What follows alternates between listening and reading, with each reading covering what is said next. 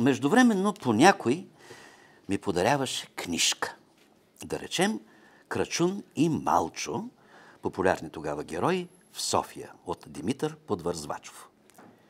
Нищо особено. Прочетох си я тайно. И стана тя една.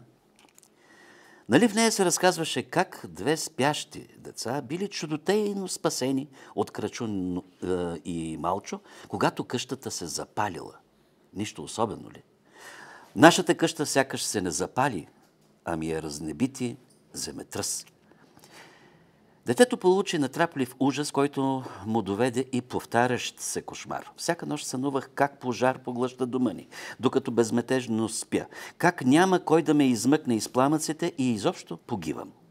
Стряскам се, цяла в сълзи и пот, рипва домочадието, убеждават ме да кротна, но, щом сънят ме пребори, ето ти същия кошмар. Край. Няма да заспивам.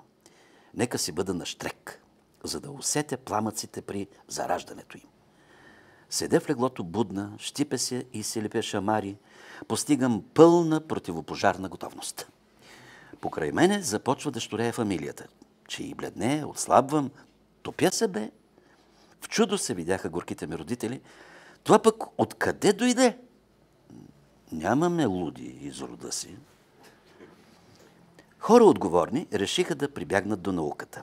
В онази сладкарница татко ме отведе на консултация при добрия си приятел професор Спиро Казанджиев, единственият университетски психолог.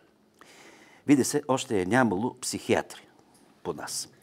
Чичо Спиро, флегматичен и благодушен, сякаш самия Буда, комуто приличаше като брат, и слуша симптомите, размисли и рече: Петре, ще трябва да я набиеш.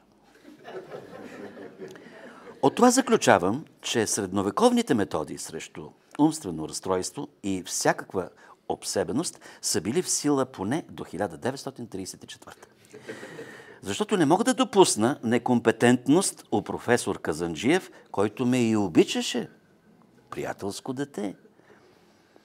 И слушал терапевтичната му препоръка, баща ми млъкна вече хептен мрачно. Причината е там, че никога не беше ме докосвал с лапата си, за разлика от мама.